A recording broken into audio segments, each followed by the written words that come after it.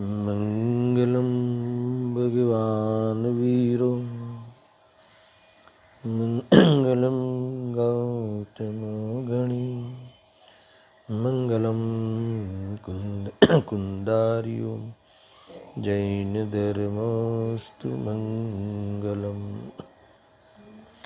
सर्वमंगलमांगल्यं सर्वकल्याणकारकं प्रधानं धर्माणां जैनं जयतुं शासनं जैनं जयतुं शासनं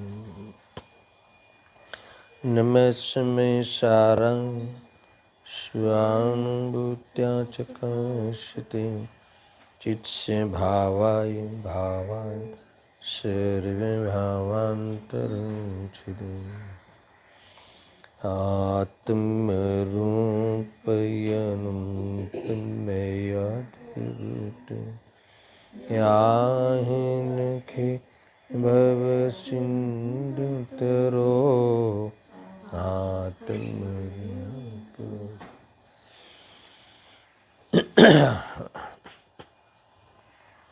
समयसार बंद अधिकार।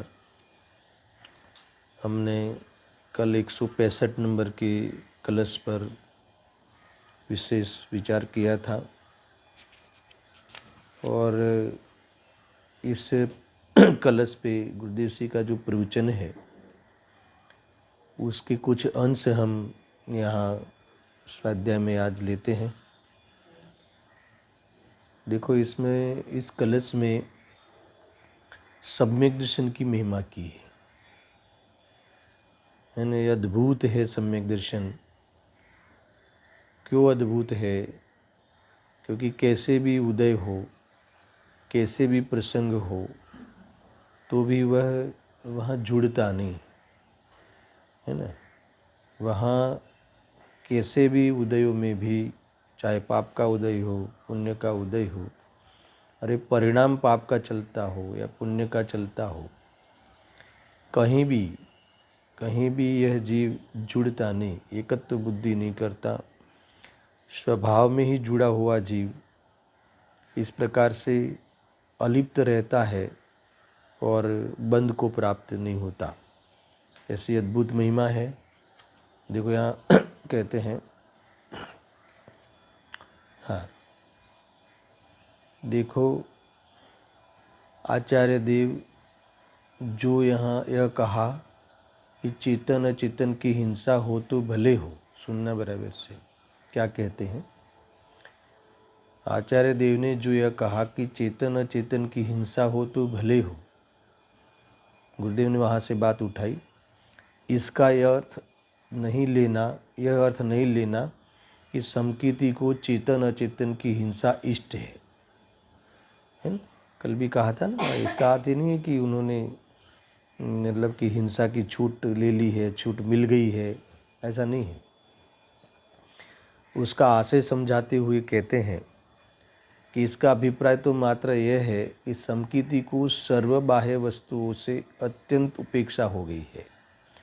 यह बाहर में कहीं भी अटकना या उलझना नहीं चाहता, बाह्य पदार्थों से जुड़ना नहीं चाहता। स्वद्रव्य की अपेक्षा में समस्त परद्रव्यों की उपेक्षा सहज ही हो जाती है। ये बात बहुत ही पते की बात है। यानी भले बाह्य में कर्म भरा उद्गल, कर्म से भरा लोक हो, मन वचन काया की चेष्टा दिखती हो, सचित अचित की हिंसा भले हो, इसका अर्थ ये नहीं लेना है कि ये हमें उपादेय है, ज्ञानी को उपादेय है, ऐसा नहीं लेना है। या हमें वो प्रेरणा नहीं देती कि ये करो करके।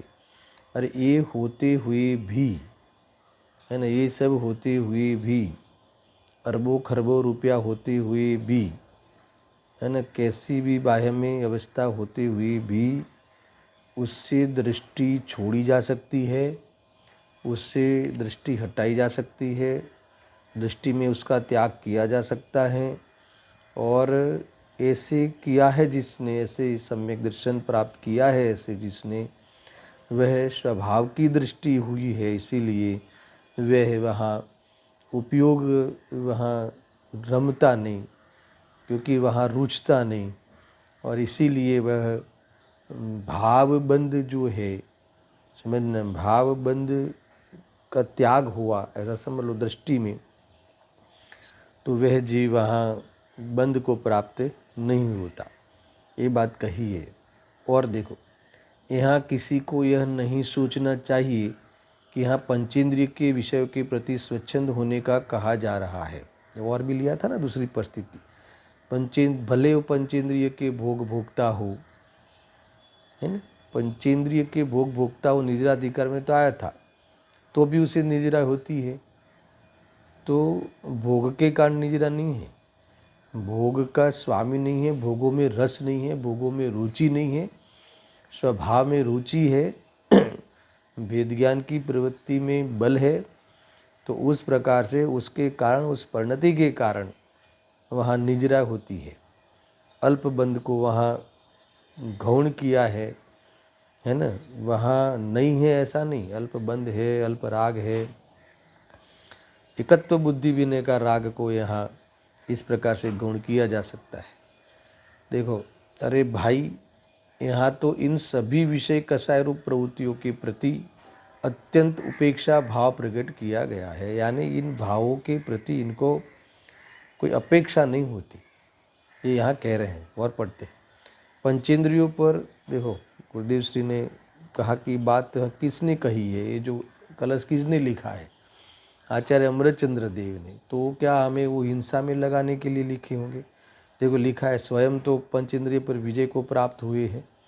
देखो, पंचेंद्रियों पर विजय प्राप्त करने वाले तथा छह काय की रक्षा करने वाले आचार्य क्या हिंसा करने व स्वच्छंद होने की बात कहेंगे?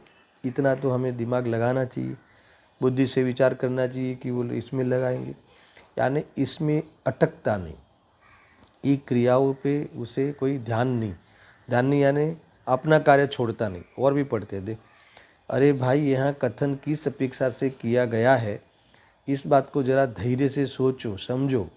चतुर्थ गुण स्थान की राग वाली भूमिका में जो भी हिंसा वगैरह होती है, उसका उन ज्ञानी को खेद बरतता है, ये बात मुख्य है। देखो, कभी भी सम्यक दृष्टि जीव सुनना, इनके जीवन में हिंसा के प्रसंग तो है, मगर किसी जीव को मारने का विकल्प नहीं करता, है ना। रक्षा करने के प्रसंग में किसी की हिंसा हो जाए, मगर किसी की हिंसा करने के प्रयोजन से हिंसा नहीं करता, है ना। अपने पत्नी की, माँ बहन की इज्जत बचाने के लिए प्रयास करे, तो इसमें सामने वाले की हिंसा भी हो जाए तो हो जाए, मगर वो हिंसा करने का उनका प्रयोजन नहीं है। वो कल लो लिया था ना, मार सकता हूँ ऐसा तो मानता ही नहीं। सुनना, एक तो ये है, दूसरा, इनके जीवन में कोई हिंसा का प्रयोजन तो है ही नहीं, मगर व्यापार आदि करेगा तो हिंसा होगी जरूर। इसमें इतनी सावधानी रखता है कि ऐसी प्रोडक्ट नहीं बनाएगा, है ना, कि जो हिंसा के लिए ही, है ना, स्पेशल बनाई जाती हैं, ऐसे शस्त्र अस्त्र नहीं बनाता वो, है ना। ऐसे बिजनेस में अनुमोदना भी नहीं करता, ऐसे बिजनेस के शेयर भी नहीं लेता, ऐसा तक है वो, नहीं समझना। इसलिए ऊपर से इसके उद्योगी आदि हिंसा जो होती है, आरंभवादी जो हिंसाएं होती है, आरंभ में संकल्प हिंसा नहीं होती, मगर आरंभ में जो हिंसा होती है वो हिंसा की बात है यहाँ। तो इसमें हिंसा का प्रयोजन नहीं है, मतलब गृहस्थ है तो भोजन बनाएगा, है ना, गृहस्थ बहन है कोई सम्यक दृष्टि तो भोजन बनाएगी, गृहस्थ कोई पुरुष है तो व्यापार करेगा, आजीविका का विकल्प है, वो राग है ना। तो उसमें उसके अनुसार बाहर में हिंसा आदि प्रवृत्ति में होती है, मगर जो आजीविका आदि का राग आया है उसमें खेद बरतता है ना, उसमें वास्तव में उपादेयता नहीं है, इसीलिए इसे बंद नहीं होता, है ना, इसीलिए बंद नहीं होता। और ऐसे अनर्गल कार्य तो वो नहीं करता। आगे इसके बाद श्लोक है, इसमें और आएगा। देखो, यहाँ लिखा है, चतुर्थ गुणस्थान की राग वाली भूमिका में जो भी हिंसा वगैरह होती है, उसका उस ज्ञानी को खेद बरतता है, वह उससे जुड़ता नहीं है, इस कारण से उसे हिंसा जनित पाप बंध नहीं होता। देखो यहाँ क्या कहना चाहते हैं, यहाँ कहना ये है कि कैसा भी पाप का उदय आवे या पाप परिणाम अपनी भूमिका वाला होवे, ये व्यापार आदि का, तो भी वह जुड़ता नहीं। उसका अर्थ क्या, उसका भावासन कराता, तो उसमें डिगता नहीं यानी उसमें कभी तत्वों के तत्वाभ्यास पे, तत्व ज्ञान पे, जैन धर्म पे वह वास्तव में शंका करता नहीं। समझ में आया ना, कि जब पाप परिणाम में, पाप के उदय में, पाप पुण्य परिणाम में है बुद्धि है ना, उसके उदय की हमें कोई आवश्यकता ही नहीं है, तो भी ये क्यों आ जाता है पाप परिणाम। तो क्या ये तत्व आदि हम समझते हैं, वेद ज्ञान करते हैं, वो छोड़ देवे क्या? तो ऐसा नहीं करता। वो ऊपर से वेद ज्ञान को बढ़ाता है, अर्थात तो वह स्वरूप में जाने का शुद्धोपयोग का, दो शुद्धोपयोग के बीच वाला जो वियोग काल है उसको घटाता है और शुद्धोपयोग की एकाग्रता बढ़ाने का उपाय करता है। वो आ गया पाप परिणाम। देखो ये हम लोग ये थोड़ा सा पढ़ते ना, बुद्धि तक सीमित रखा है, प्रतीति की और उसकी वास्तव में सही है ना इस्तेमाल नहीं किया, तो पढ़ते मात्र है और बुद्धि में बात बैठ गई है, तो बुद्धि में बैठ जाने को हम वो मान लेते हैं, अपना अनुभव मान लेते हैं, और बात तो सत्य भी है। और फिर तीव्र कषाय आ जाती, किसी को बोलने का भाव आ जाता, तो बहुत ही वो अपने को सोचता है कि मेरा तो धर्म चला गया। भाई तेरे धर्म तो हुआ ही नहीं था, धर्म प्रकट किया ही नहीं था। अगर वो आ जाने पर देखो ये क्यों आया, मुझे क्यों आता है, ये प्रश्न जैन शासन का नहीं है ना। अरे उदयगत आते हैं वो क्या है और मैं क्या हूँ, इसका है ना बराबर विवेक रखना, वेद विज्ञान रखना, और आ जाने पर भी उससे भेद बनाए रखना। एक समय के लिए भी क्यों आता है, नहीं आना चाहिए, मुझे आ गया तो मैं है ना अब तो मेरे बर्बाद होगा, ऐसा नहीं। अब वेद ज्ञान का क्या फ़ायदा, वेद ज्ञान करने से क्या मतलब, इतना पढ़ने से क्या मतलब। मंदिर जाते हैं फिर भी, अरे वे मंदिर जाते हैं तो मंदिर बंद कर देना, वेद ज्ञान नहीं करना, ये वाली बातें नहीं होती। ये तो ये आए हैं पाप परिणाम, तो आए हैं तो भले आवे, ये शब्द आया ना, भले आवे। भले आवे यानी ये भले आवे, मगर मैं उससे वेद ज्ञान छोड़ने वाला नहीं है ना, इसीलिए वो नहीं बंधता। ये भले आवे वाली बात का मैं भी भावासना है, मतलब आ गया है तो भले आवे, तो कोई बात नहीं किया करो, उस लाइन में नहीं जाना है। वो भले आवे मगर मैं अब उससे प्रभावित होने वाला नहीं हूँ। ऐसी उपेक्षा, इस दृष्टि से ही देखना है ना। उदय आवे पाप का तो भी सुनना, भी पाप का ही पक्ष लिया है, पुण्य का भी थोड़ी देर में लेता हूँ। पाप का उदय आवे तो भी हटता नहीं, डिगता नहीं, कैसी भी प्रतिकूलता आ जावे, भोजन की तकलीफ पड़ जावे, भोजन का वांधा हो जावे, 2 टाइम रोटी नहीं मिले, ऐसी है ना, ऐसी प्रतिकूलताएं बाहर में दिखे, तो भी धर्म पे शंका करता नहीं।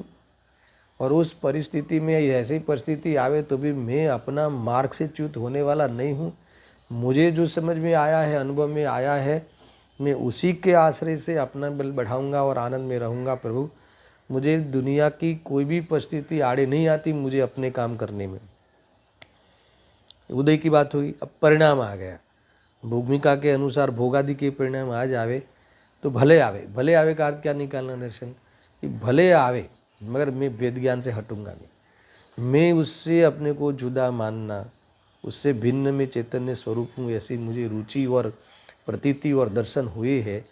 उस दृष्टि में मेरी कोई कमी नहीं आ सकती। ऊपर से मुझे ख्याल में आ रहा है कि ये आकुलता है और ये मेरे नहीं है, वही जो मेरी प्रतीति है, उस प्रतीति का ही मुझे आश्रय बना रहता है, इसका नाम भले आवे। समझ में आया कि नहीं? क्योंकि वो 2 दिन से चल रहा है ना, भले आवे भले, और भी आने वाला है। भले आवे का अर्थ ये स्वच्छंद वाली बात देखो अभी से ही कह दिया कि उसका अर्थ तुम ऐसा नहीं निकालना कि ज्ञानी किए जा रहा, ऐसा नहीं। और दूसरा पुण्य में, पुण्य का उदय आवे, पुण्य का भी उदय आवे तो छक नहीं जावे, क्योंकि सम्यक दर्शन के साथ तो ऐसे पुण्य बनते हैं कि जैसे चक्रवर्ती आदि पद मुफ्त में मिल जावे पुण्य में, है ना, तुम्हारे चरण में आवे, दास बन जावे, है ना। ज्ञानी के लिए पुण्य दास बन जाता है और अज्ञानी पुण्य का दास बन जाता है। ख्याल में आया कि नहीं? अंतर इतना है, जो स्वरूप में रहते हैं उसके पुण्य उसका दास बन जाता है। बड़े बड़े देव आके सेवा करते हैं, तीर्थंकर जीव जब आते हैं यहाँ माँ के पेट में, पूर्व में भी और पाद में भी, है ना, सारे देव देवियाँ इनकी सेवा करते हैं, आजू बाजू नाचते हैं, आजू बाजू हाजर रहते हैं। समझ में आया ना? इतनी सेवा देते हैं। ध्यान नहीं होता ज्ञानियों को, अपेक्षा नहीं होती, महिमा नहीं होती, अहंकार नहीं होता, प्रभावित नहीं होता।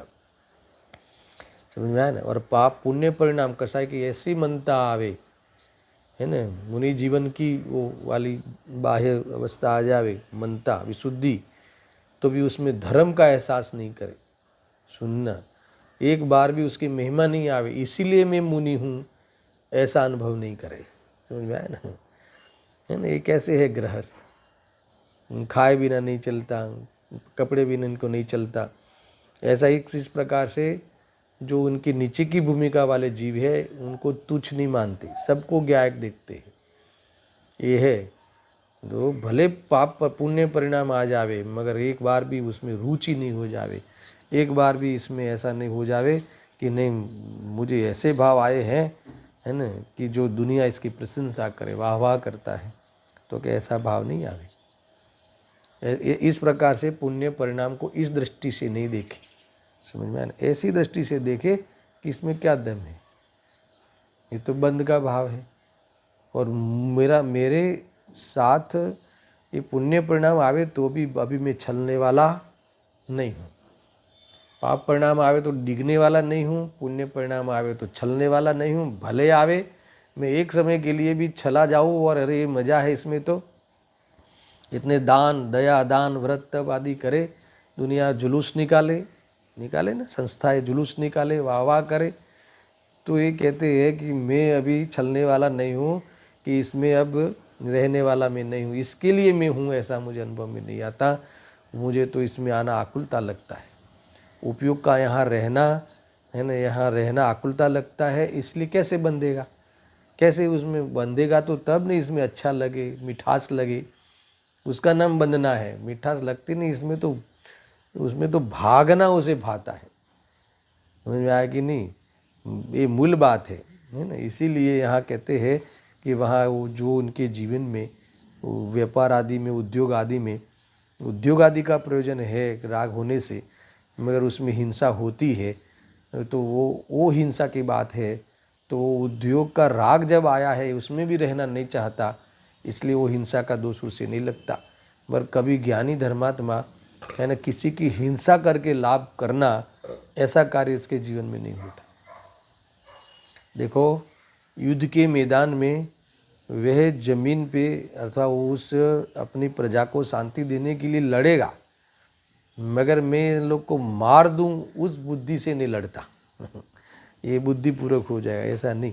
लड़ाई में अपने क्षेत्र को बचाने के लिए, अपने क्षेत्र को गुलामी से, किसी के कब्जे से बचाने के लिए, उस राजा की भूमिका के योग्य आने परिणाम आते, उस परिणाम में वहाँ वो बैठा नहीं रहेगा। वो कोई चढ़ाई करे तो सामने चढ़ाई का भाव करेगा, मगर उसमें हिंसा भी होगी, मगर हिंसा करने का भाव से हिंसा नहीं करेगा।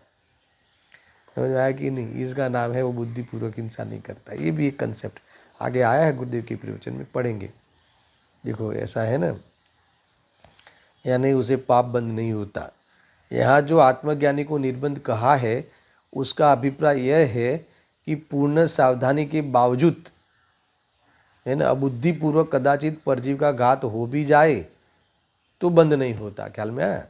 देखो, इतना ही सावधानी रखता है, व्यापार करे तो भी इतनी सावधानी करता है ना। वो भी ईरिया समिति जो मुनिराज चलते हैं, उसका उसे एहसास है, वो भी बराबर देख के चलता है, देख के काम करता है। फिर भी ऐसा हो ही नहीं सकता कि वहाँ हिंसा नहीं हो। और ऐसा राग भी आ जावे, व्यापार करने का राग आ जावे, प्रोडक्ट बनाओ, ये करो ये करो, तो वहाँ मशीनरी में और ये सब में तो हिंसा तो होनी है, मगर हिंसा के प्रयोजन से नहीं करता। हमें किसी, एक बात ध्यान में रखना, किसी व्यक्ति को है ना लग जाए तो लग जाए, मरे तो भले मरे, मुझे प्रोडक्शन चाहिए, ऐसा नहीं। भाई तू ध्यान रखना कि तुझे लगे नहीं, समझ में आया ना। फिर भी लग जाए तो फैक्ट्री चलाने का राग हमें है, तो उस अनुसार बंद तो हमें होगा, अल्प बंद होगा, मगर अगर कोई सम्यक दृष्टि होगा तो उसे अनंत बंद नहीं होगा, क्योंकि उस व्यक्ति को ऐसी बुद्धि से नहीं, भले उसका जो हो जावे, अपना तो काम होता है ना, मरे तो भले मरे, हम तो पैसे देते हैं ना, ऐसी बुद्धि नहीं होती, इसीलिए उसे पाप बंद, उसका हिंसा का बंद नहीं होता, समझा ना। जो अल्पबंध होता है उसका निषेध समझना भाई। वो ये बहुत ज़बरदस्त बातें हैं, ऐसा है। देखो ये लिखा ना, पूर्व सावधानी के बावजूद बुद्धिपूर्वक कदाचित परजीवक का घात हो भी जावे, होता है, मगर उसको ऐसा नहीं उपाधि नहीं, वो तो होगा ही ना, उसमें क्या है, हमें तो कमाना है, समझ में आया ना। मैं एकदम प्रैक्टिकल बात करता हूँ आपसे, ऐसा भाव कभी सपने में भी नहीं आता।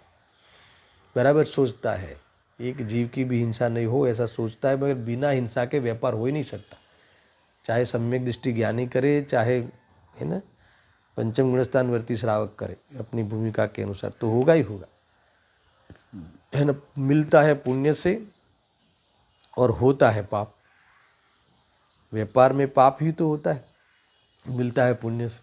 मगर समग्र राग, कोई भी राग की मिठास नहीं है, उसे खेद बरता है कि मैं कहाँ इसमें आया।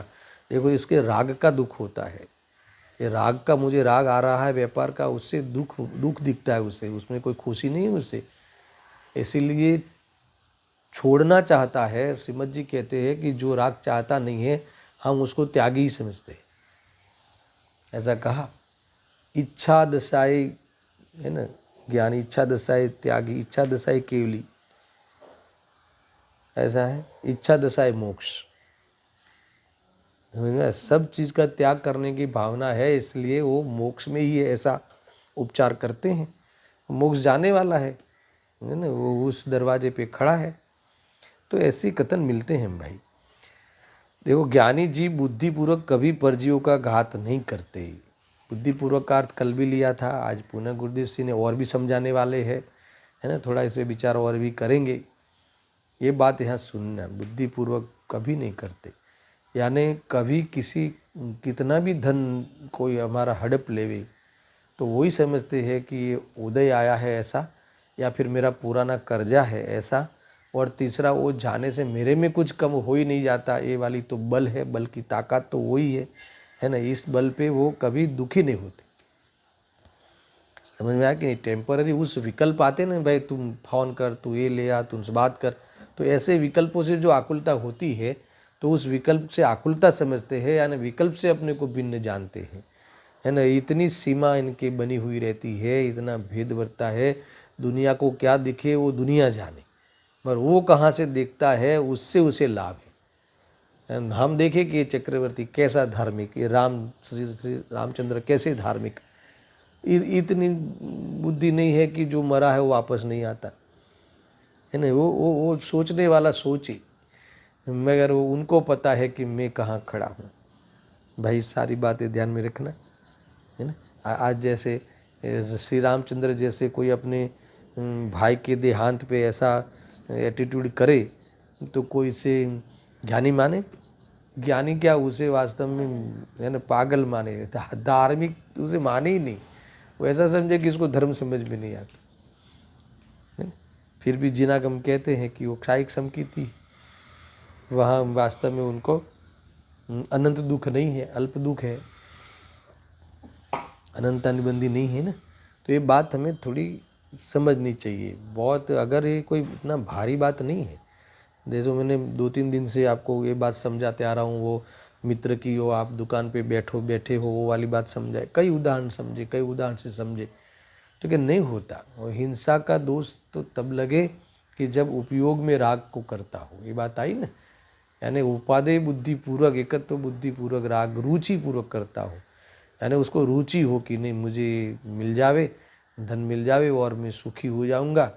मेरे उसे ऐसा लगे कि मुझे इतने विकल्प आए हैं कि मेरे जो संयम है वो, अरे मुझे जो संयम लेने, संयम का मेरे पुरुषार्थ ही नहीं उठता, प्रभु मैं कहाँ फंसा हूँ। तो उन भावों को, है ना, असंयम वाली जीवन उसको पसंद नहीं है।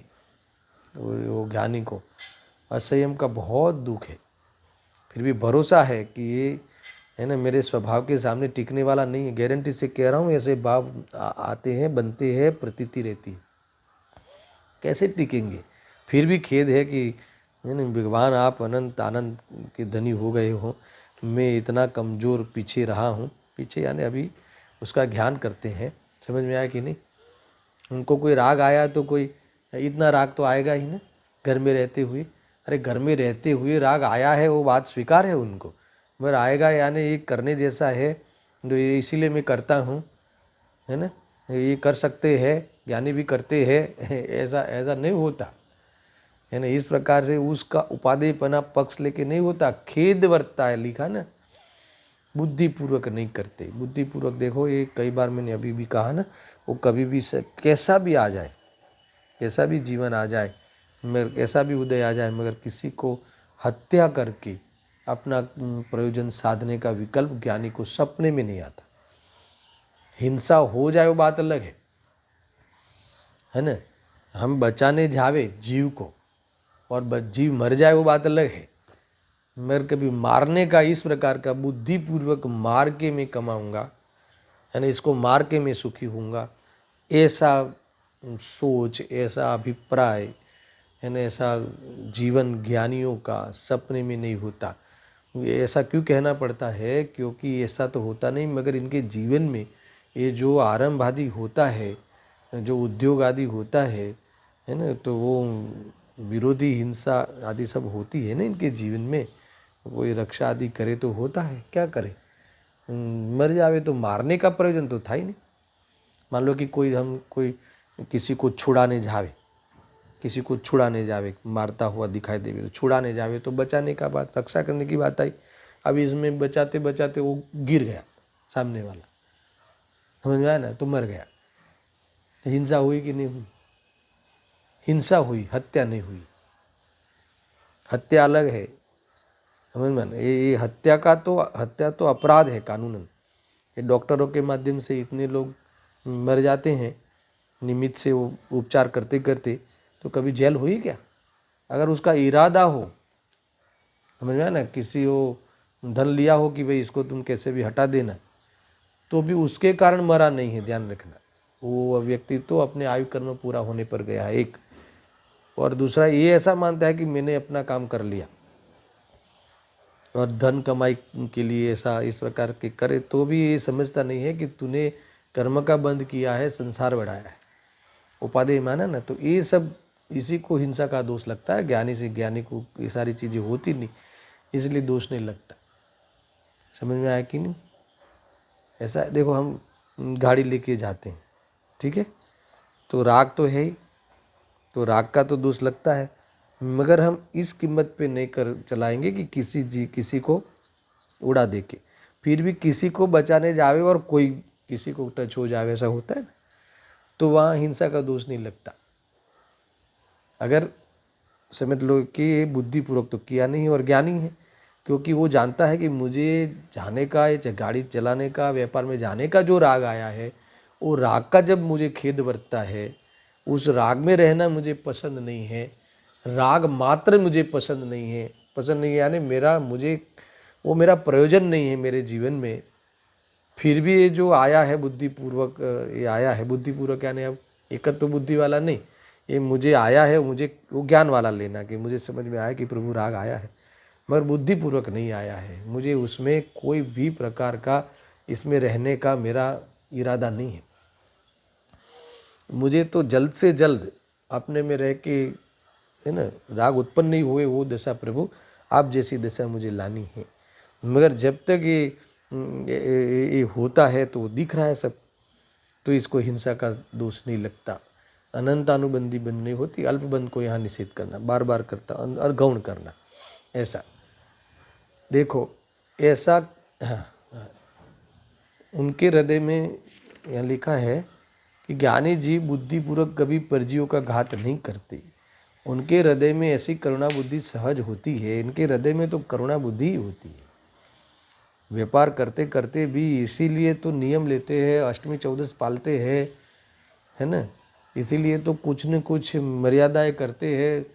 भले वो व्रती नहीं हो, फिर भी अपने जीवन को ऐसा ढांचे में ढालता है कि कितनी हिंसा नहीं हो पहले तो, फिर भी कम से कम हो। कम से कम हो का अर्थ क्या, कि जिससे बचा ही नहीं जा सकता, इसका नाम कम से कम हो। कम से कम हो उसका अर्थ भी करने के पक्ष में नहीं है, कि जिससे तुम श्वास लेते हो तो वो जीव मरते ही मरते हैं, चलते हैं तो मरते ही मरते हैं, तो भी बचा ही नहीं जा सकता जिससे। तो इसमें सावधानी रखते हैं, अत्याचार पूर्वक जीवन जीते हैं। ऐसा नहीं कि अत्याचार असंयमी है तो अत्याचार पूर्वक जिएंगे, ऐसा नहीं है। अत्याचार वाला जीवन तो होता ही है ज्ञानी का, मगर जैसे मुनिराजों का जैसे अत्याचार होता है कि भाई जैसे, क्योंकि इनको कमाने का राग नहीं मुनिराजों को, है ना, भोजन का राग नहीं है। राग नहीं है ना, एक बार राग आता है उसमें भी नहीं जाने ऐसा वर्तते परीक्षा के लिए जाते। ऐसी भूमिका नीचे के जीवों में नहीं होती। हमें क्षुधा सहन नहीं होती, हमें कमाई करके अब बाहर की सामग्री जुटा के वो भाव आते हैं। तो इसीलिए, है ना, वहाँ हिंसा का भाव है ऐसा स्वीकारा, फिर भी हिंसा का बंद सम्यक दृष्टि को नहीं होता। ये इसलिए कहते हैं, क्या अर्थ है, भले हो। भले हो इसका अर्थ भले हो, फिर भी हम डिगने वाले नहीं हैं। और दूसरा, ये इच्छा पूर्वक नहीं करते। इच्छा पूर्वक नहीं करते यानी उसके मारने की इच्छा पूर्वक नहीं करते। और मैंने अभी थोड़ी देर पहले बताया ना, भले वो मरे तो मरे, हमारा काम होना चाहिए, ऐसा ऐसी बुद्धिपूर्वक नहीं करते। खेद बरता है कि ऐसा व्यापार कब छोड़ूं। और ऐसा व्यापार भी नहीं करते कि जहाँ सीधे हिंसा के प्रयोजन से वास्तव में कुछ कार्य होते हो, है ना। ऐसा नहीं करते, ऐसे सामग्री नहीं बनाते। अपनी फैक्ट्री हो तो ऐसी चीज़ें नहीं बनाते। नहीं मिले तो नहीं मिले, ऐसा है। समझ में आया कि नहीं। देखो, करुणा बुद्धि इनके सहज ही होती है, फिर भी वे उस शुभाशुभ को धर्म नहीं मानते। और दूसरा, अभी ऐसा पवित्र जीवन तो है, आरंभवादी होने पर भी पवित्रता तो है, करुणा जीवन में बनी रहती है, फिर भी मैंने बचाया वो वाली बात भी इनके जीवन में नहीं होता। मैंने बचाया ऐसा मानकर बचावे, ऐसी करुणा रखे, तो आया था ना वो मोह का चिन्ह है, आगे आया था ना प्रवचन सार में। वो तो मोह का, करुणा भाव को मोह का चिन्ह कहा मिथ्या दृष्टि के। ज्ञानी की करुणा भाव आता है वो व्यवहार कहा, मगर अज्ञानी के वो करुणा का भाव मैंने बचाया और बचा के कुछ क्रेडिट भी चाहता है, तो वो मोह का चिन्ह है। वो करुणा भाव को मोह का चिन्ह कहा है। तो चारित्र मोह, मगर दर्शन मोह वाला करुणा भाव, वो तो मोह का चिन्ह है, अनंत संसार का कारण बनता है। ऐसा संबंध आया था ना प्रवचन सार में, याद है कि नहीं। ऐसा देखो, फिर भी वे उस शुभ भाव को धर्म नहीं मानते। देखो, ऐसा कहकर यहाँ स्वच्छंदी होने का निषेध किया है। तुम्हें यहाँ स्वच्छंदी होने का निषेध, बुद्धिपूर्वक हिंसारूप प्रवृत्ति करे और शास्त्र के कथन की आड़ लेकर ऐसा कहे कि ज्ञानी के बंद नहीं होता, तो ऐसी स्वच्छंदता की बात मोक्ष मार्ग में चलने वाली नहीं है ना। धर्म का आड़ लेके, ज्ञानी तो करता है, ज्ञानी तो लड़ता है, ज्ञानी तो भोगता है, ज्ञानी तो शादियाँ करता है, समझ आया ना। तो हम भी करेंगे। अरे उनको औदैहिक भाव है, वो औदैहिक भाव की कोई आदर्श नहीं बनाया जाता। समझ में आया कि नहीं। किसी के औदैहिक भाव को आदर्श नहीं बनाया जाता। अरे ये होते हुए भी उसमें उसको रस नहीं है, वहाँ से देखो। समझ में आया कि नहीं। तो कोई ज्ञानी 96,000 तक शादी करे तो हम भी करें, ऐसा नहीं है। हमें कोई शादी करने का भाव मान लो कि नहीं आता है, या फिर वो उससे विरक्ति होती है, तो कोई इसमें गलत क्या है। समझ में आया कि नहीं। तो ऐसा तुम लेबल लेके मत बैठ जाना, ज्ञानी करता है इसलिए हमारे तो चले। देखो, ऐसा है ना, जीव को ये समझ में नहीं आता कि कौन सी भूमिका कहाँ है, क्या है। कभी कभी देखो, कहते ना भाई, जो विद्वान होते हैं, स्वाध्याय करते हैं, कराते हैं, जिनके नाम निमित्त से जिनवाणी की प्रभावना होती है, तो वो जीवन को बहुत मर्यादा से जीना चाहिए। क्योंकि लोग क्या करते हैं, आप हमें पढ़ाते हो, अभी आपको चलता है तो हमारे तो चले ही ना। समझ में आया कि नहीं? ऐसा कर करके आड़ लेकर, अरे भाई वैसे तो खरेखर तो जो गादी को संभालता है उसका जीवन वास्तव में पवित्र होना चाहिए ना, नहीं है उसका, क्योंकि लोग उसको ये समझ नहीं पाते है ना, ऐसा है। इसीलिए खरेखर उपदेश तो मुनिराजों का ही होता है। हम लोग हम आप जो करते हैं वो उपदेश वाला प्रकरण नहीं है ये, समझ लेना। गौणपणे सम्यक दृष्टियों का मानो तो मानो, फिर भी उपदेश का अधिकार मुनिराजों को है, श्रीमद जी ने कहा है ना। हम क्या उपदेश देवे, हम कहे कि भाई परद्रव्य हमारा नहीं है और दूसरे दुकान खरीदते हैं, समझ में आया कि नहीं? इसलिए जीवों को वो उपदेश के रूप में वह इफेक्ट नहीं आता है ना। इसलिए मुनिराजों का जीवन भी ऐसा होता है, वो जैसा उपदेश देते हैं वैसा, समझ में आया कि नहीं?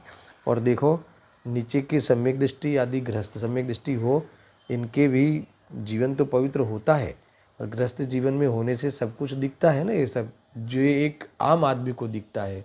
अज्ञानी को कार्य जो बाह्य में कार्य जो होते हैं, खाना पीना जो भी है, सोना उठना बैठना, वो है ना, अंतर बहुत है। वो उपादेय बुद्धिपूर्वक करता है, ये उपादेय बुद्धिपूर्वक नहीं करता। दूसरा वो मतलब कि उसकी क्रियाएं अनर्गल हो सकती है, इसकी क्रिया अनर्गल नहीं होती। उसके पाप अनैतिक होते हैं अज्ञानी के, इनके पाप आदि अनैतिक नहीं होते, होते हैं पाप जरूर। हो सकता है कि पाप क्वांटिटी में देखें तो पाप परिणाम उससे ज़्यादा हो, ऐसा भी हो सकता है ना, उसके मंद हो, मगर इसके तीव्र भी हो सकते हैं, मगर अनैतिक नहीं होते। समझ में आया कि नहीं? तो इसीलिए वास्तव में बहुत कुछ बातें हैं भाई। तो ये गुरुदेव जी ने बहुत बढ़िया कहा कि कोई शास्त्र के कथन की आड़ लेकर ऐसा कहे, है ना। वो देखो ये आता है ना, छटकाए के जीवों की हिंसा का त्याग चतुर्थ गुणस्थान वाले को नहीं होता। गोमट सार में ऐसा छटकाए के जीवों की हिंसा, तो क्या वो फिर मारा करता है क्या? जीव को मारने का लाइसेंस है क्या उसे? ऐसा नहीं है, यानी वो बच नहीं पाता। सटकाए की त्रस जीवों की हिंसा, संगी पंचेंद्र जीव भी उसके निमित्त से मर सकता है, लड़ाई करे बचावे आए ना, मर सकता है। मगर मार इसके छूट है, वो मारे तो वांधा नहीं, ऐसी स्वच्छंदता करके कोई क्रिया नहीं करे, और ऐसा कथन जिनवाणी का सुनकर, है ना, किसी की हत्या करने का, है ना, प्रेरणा नहीं लेवे। ऐसा नहीं होता, ऐसा नहीं करना, तुम्हें ऐसा कह रहे। कितनी मतलब कि ज़बरदस्त बातें हैं भाई, बातें समझना चाहिए। देखो देखो ऐसा कहकर यहाँ स्वच्छंदी होने का निषेध किया है। बुद्धिपूर्वक हिंसारूप प्रवृत्ति करे और शास्त्र के कथन की आड़ लेकर ऐसा कहे कि ज्ञानी के बंद नहीं होता, तो ऐसी स्वच्छंदता की बात मोक्ष मार्ग में चलने वाली नहीं है। ऐसे जीव मोक्ष मार्ग में प्रवेश नहीं कर सकते, और उसको मोक्ष की रुचि नहीं है। इसे तो आत्मा की दृष्टि करने का प्रयोजन ही नहीं है, उसे तो साक्षी भाव से रहने का पसंद ही नहीं है, क्योंकि वो तो आड़ लेकर अपना अनादि से जो मान रहा है उसी को ही पूछता है। व्यवहार के कथनों को लेकर, है न, अपने ही रुचि है, जो पुण्य भाव की पाप भाव की उसी को ही कहा है, उसी को ही पूछता है वो। देखो व्यवहार धर्म जो निश्चय धर्म के साथ दयादान व्रत आदि के भाव होते हैं, मगर वो परमार्थ से धर्म नहीं है, पर ऐसा वैसा व्यवहार ज्ञानियों के जीवन में होता है, और ऐसे माहौल में आत्मा की दृष्टि कर लेता है। अब दृष्टि की है तो उसमें लीनता का पुरुषार्थ करता है ना। इसीलिए उपचार से कहा, तो कोई बस देखो कहा ना, ये बाहर में व्यवहार आदि, तो वो परमार्थ मानकर अज्ञानी उसे ग्रहण करता है, यानी उसको तो अपनी जो रुचि है वो इसी में से भी, शास्त्र में से भी पढ़ कर अपनी रुचि के अनुसार अर्थ निकाल कर अपनी ही प्रवृत्ति धर्म के नाम पर पूछता है। देखो कर्म के नाम पर आवे वो बड़ा दोष नहीं है, सुनना बराबर से, पर धर्म के नाम पर पोसे तो इससे बड़ा अपराध और कोई नहीं है।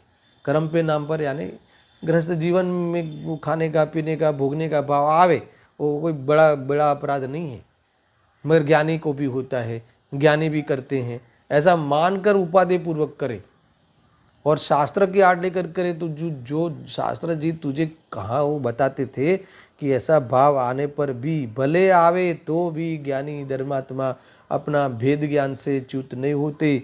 अब हमने इसने जो ने कमाया है वो कमाई को वहाँ छोड़ नहीं देते, ये बात है। समझ में आया कि नहीं? जो देखो ये रास्ते में दिखता है ना, घर नहीं पहुंचा ना, ट्रैवलिंग में है ना, मगर उसकी ट्रैवलिंग सही मंजिल की तरफ है ना। और अज्ञानी की जो ट्रैवलिंग तो उससे भी ज़्यादा मगर दिशा में नहीं है ना, उल्टी दिशा में। अब ट्रैवलिंग कर रहा है तो रास्ते में दिखेगा तो प्रयोजनवश गाड़ी से उतरेगा भी, सब कुछ होगा, मगर उसका अर्थ थोड़ी ना है कि उसको वहाँ पहुँचना नहीं है। समझ में आया ना, ऐसा है। प्रयोजनवश वो सुब्बा में दिखेगा, मगर सुब्बा में रहना प्रयोजन नहीं है। प्रयोजनवश यानी क्या कि पहुँच नहीं पा रहा है, थोड़ा कमजोरी आया है, तो ऐसे ही ज्ञानियों के पास जाएगा कि जो पुनः है उसे यही बात बतावे, अर्थात वहीं से यही प्रेरणा मिले, तो इतने थोड़ी देर के लिए आता है। समझ में आया कि नहीं। तो किसी को तो शुभ भाव की रुचि हो, उसी की महिमा हो, देखो ज्ञानी भी करते। समझ में आया कि नहीं। तो देखो ये करने की बात नहीं है, करना तो स्वरूप में रहना है, ज्ञाता दृष्टा रहना है। तो मेन तो यही काम है, मेन क्या एक यही काम है, पर बीच में चलते हुए ये सब वहीं से गुजरना होता है। गृहस्थ जीवन में हो तो आजीविका आदि का भी विकल्प होता है, होता कि नहीं होता। कुल मिला के बात पते की है कि कुछ भी भले हो, मगर वो हम अपनी जो दृष्टि हुई है उससे विरुद्ध में न कभी सोचता है, न कभी उसका पोषण करता है। इसका नाम है उसे बंद नहीं होता। दर्शन कितना सरल है। आज सरल हुआ कि नहीं विषय। ऐसी बातें हैं भाई, बराबर समझना। और भी एक पैराग्राफ है, वो पढ़कर फिर ये है ना, ये कौन सा श्लोक, आज 165 श्लोक वैसे कल चला भी था, पूरा हो गया था। एक गुरुदेव सिंह के प्रवचन के अंशों से हमने ये चलाया है। कल शायद वो लिखने में 164 लिखा था ना, मगर वो 165 का प्रवचन है, हो गया था। आज भी वही गुरुदेव का प्रवचन उसी पे चल रहा है। कोई बात नहीं, नंबर का कोई महत्व नहीं है, ये तो आपको सिलेबस ख्याल में आए इसलिए ऐसा है। देखो यहाँ बुद्धिपूर्वक का अर्थ की देखो लिखा, गुरुदेव ने वो भाव बताया है। यहाँ बुद्धिपूर्वक का अर्थ कि मैं इसे मारूं, ऐसा रुचिपूर्वक जीव को मारने का भाव होना, इसका नाम बुद्धिपूर्वक आया ना। कल जो उपाधि बुद्धि, मैं मारूं, मैं तो इसको मार कर भी अपना काम साधूं, है ना। और दूसरा ये उनको मारना मेरे लिए कोई बड़ी बात नहीं है, कुछ नहीं है वो दम उसमें, वो तो मार दूंगा मैं, इसमें मार सकता हूँ, मैं मार कर भी अपना काम साधूंगा, है ना। ऐसी ऐसी बुद्धि, ये बुद्धिपूर्वक है। ऐसा परिणाम ज्ञानियों को सपने में भी नहीं आता। कितना करुणा, करुणा कितनी होती है। देखो सामने वाले को बोझा हो ऐसा काम नहीं करता है। देखो अपन कभी कभी धंधे में नीति रखते ना कि देखो जो सप्लायर होते ना, तो इसको ऐसा निचोड़ नहीं देते कि वो कमावे ही नहीं। बार्गेनिंग करने की पद्धति है ना लोक में, ये सारी बात इससे में निकलती है। वो निचोड़ देने का अर्थ मालूम है कि वो मर जाए तो मर जाए, उसके जीवन में भोजन न मिले तो न मिले, मगर मुझे मेरा अपना ऐसा कभी ज्ञानियों का बिजनेस नहीं होता है ना। ऐसा है। श्रीमद जी कहते हैं ना कि मैं दूध पी सकता हूँ, खून नहीं पी सकता। ये कहते देखो इनकी जीवन में तो इतने प्रसंग है कि वो सौदा कर देते ना। मान लो हीरो का सौदा तो पहले कर देते कि भाई ठीक है, ये भाव मैंने 10,000 रुपया में कैरेट में ये भाव का सौदा हो गया, ठीक है, शाम को ले जाना माल, वहाँ से निकलना रहता लॉकर से ले जाना, ठीक है। अब 2-4 घंटा गए, इतने में बाजार क्या हुआ, 10,000 का 5,000 हो गया, टूट गया। अब वो जो खरीदने वाला था वो तो नुकसान में, वो उसको चिंता होने लगी कि अब क्या करेंगे, हम तो बर्बाद हो जाएंगे, रोड पे आ जाएंगे, भिखारी हो जाएंगे ऐसा। अब श्रीमद जी को पता था, उसको बुलाया और जो चिट्ठी लिखते थे ना पहले कि भाई आपने ऐसा सौदा किया है, याद के लिए लिखते थे, उसके सामने वो पर्ची फाड़ डाली। समझ में आया ना कि कोई सौदा नहीं हुआ अपना, ठीक है, तुम टेंशन मत करो। क्योंकि ये श्रीमद जी कहते हैं कि वो जीव मर जावे इस कीमत पे हम काम नहीं करते। तुम सोचो कितनी बड़ी सोच होती है ना। ऐसा है। देखो एक कोई भी जीव, ये ज्ञानी धर्मात्मा यहाँ कहते हैं कि रुचिपूर्वक यानी बुद्धिपूर्वक, रुचि का ये है, ऐसा है। जिन प्रवृत्तियों में जग जाहिर, और देखो और बहुत बढ़िया कंसेप्ट दिया है दर्शन, जिन प्रवृत्तियों में जग जाहिर अनिवार्य त्रस हिंसा या बहुस्थावर हिंसा होती है, उन प्रवृत्तियों को न छोड़ना, जैसे मद्य, मांस, मधु, 5 उदंबर फलों का सेवन तथा इसी जाति के इन्हीं के समकक्ष अन्य प्रवृत्तियों में पड़ना आदि जो भी आगमोक्त हिंसा जनित प्रवृत्तियाँ ज्ञानी की भूमिका में त्याज्य है, उस राग का भी त्याग न होना स्वच्छंद प्रवृत्ति है। आया ख्याल में? स्वच्छंद प्रवृत्ति का अर्थ देखो, ये रुचिपूर्वक है। देखो कि जिससे तुम्हें प्रयोजन ही नहीं है, जैसे हमें भोजन का राग है, ठीक है, मगर भोजन का राग है तो शुद्ध सात्विक तुम भोजन लो ना, मगर नहीं नहीं हमें तो आलू पसंद है, हमें तो ये प्याज पसंद है, इसके बिना तो टेस्ट आता ही नहीं, क्या भोजन करे, है ना। तो क्या कहते हैं कि ये रुचिपूर्वक हो गया, उपादेय बुद्धि हो गई ना, ग्रहता भी हुई और उसमें सुख बुद्धि भी आ गई, ये सारी बातें आ गई। तो ऐसा राग का त्याग ज्ञानियों को होता है। समझ में आया कि नहीं? ये बुद्धिपूर्वक का राग जो होता है, इसका त्याग होता है ना। जो आगम में कहा हो, आगम में बताया हो, है ना, और जो डायरेक्ट हिंसा है, और वो चीज़ के बिना तुम्हारा जीवन का निर्वाह हो भी सकता है ना, कदाचित न भी हो तो भी नहीं लेवे, कि जो प्रत्यक्ष में हिंसा है। समझ में आया कि नहीं? प्रत्यक्ष में हिंसा है, तो ऐसे फिर भी उसका अगर वो चतुर्थ गुणस्थान में भी ऐसा जीवन उसको नहीं होता। देखो छटका के जीवों की हिंसा के बिना वो बच नहीं सकता, वो अलग चीज़ हो गई। फिर भी वो जहाँ जहाँ जो आए ना सावधानी, और ये कि वो नहीं लेता, वो मद मांस आदि जिसमें, है ना, कितनी अनंत जीवों की हिंसा होती है, ऐसा सेवन किसी भी कीमत पे नहीं करता। ऐसे में ऐसा है, वो त्याज्य है। उस राग का भी त्याग न होना स्वच्छंद प्रवृत्ति है, न वो उसको वो त्याग होता है, ऐसा है। देखो इसमें अतिचार आ सकते हैं, अनाचार नहीं होता। सुनना, अतिचार का अर्थ मालूम है कि कदाचित हॉस्पिटल में दाखिल कर दिया, अब किसी दवाई में शहद होता हो, अभी वो उसको सहन नहीं होता वो रोग, तो वो इंजेक्शन किसी ने दे दिया, तो फिर वो वहाँ वो इतना हठाग्रह नहीं होता। सुनना, फिर भी वह उसे खेद वर्तता है, क्योंकि उसको इस लेवल का त्याग नहीं है। समझ में आया कि नहीं? सुनना, ये बात भी समझने लायक है। हठाग्रह भी होने की बात जिनागम में नहीं है। समझ में आया कि नहीं? ऐसा है, क्योंकि कोरोना में ये सब बहुत चला है ना। जब दाखिल होते हैं, अरे तुम जब दाखिल हुए हैं तो तुम्हें शरीर की आसक्ति है। अब उस व्यक्ति ने रात्रि में थोड़ा जूस लेने को कहा तो नहीं लेते लोग, हठाग्रह करते, दवाई नहीं लेते, हठाग्रह करते। तो वो कहते भाई इससे भी तुम्हें ज़्यादा दोष वाली चीज़ें लेनी पड़ेगी कल, है ना। देखो वहाँ मुझे ये कहना है कि वहाँ तुम्हें ये सोचना चाहिए कि ये जो रोग आया है वो मेरा नहीं है, वो दृष्टि को तुम क्रिएट करना चाहिए। समझ में? ये मेरी प्रेरणा नहीं है कि उसका सेवन करो, मगर तुम्हारी आसक्ति ऐसी है कि तुम्हें बहुत क्लेश होगा। तो वहाँ ज्ञानी भी हठाग्रह नहीं करते। गुरुदेव सिंह ने कहा था ना, मैं भी मुझे हॉस्पिटल ले जाओ, जो कैंसर हुआ उस बर्दाश्त नहीं हुआ। ऐसा नहीं होता कि नहीं मैं सोनगढ़ में देह छोड़ दूंगा, नहीं ऐसा नहीं हुआ। उनको परिणाम आए बिना नहीं रहता। तो ऐसा भी उससे कोई में अधार्मिक होगा ऐसा भी वो शंका नहीं करते, और अपना भेद ज्ञान तब भी नहीं छोड़ते। ये भाव आया है, वो भाव कोई करने लायक है ऐसा नहीं मानते। कई बातें हैं, कई कंसेप्ट है। यहाँ कहते हैं कि ये ऐसी जो हिंसा डायरेक्ट दिखती है तो उसका सेवन का त्याग होता है। अगर वो त्याग नहीं करता है तो वो स्वच्छंद प्रवृत्ति इनके कही जाती है कि भाई इतना तो होता है, अभी तो मैं असंयमी हूँ, मुझे तो सम्यक दर्शन ही है मात्र, तो उसको सम्यक दर्शन हो ही नहीं सकता, ऐसा लेना। इस प्रकार से पूर्वदेव की प्रवचन के कुछ अंश हमने आज देखे हैं। कलश नंबर 165 का ही, कल 166 नंबर का श्लोक जो है उसमें अभी ये इसी को ही जोड़ते हुए, है ना, कि ज्ञानियों को कभी निरलगल प्रवृत्ति नहीं होती, है ना, इसीलिए उसको हिंसा का बंध नहीं होता। ये सारी बातें यहाँ कल और चर्चा होगी।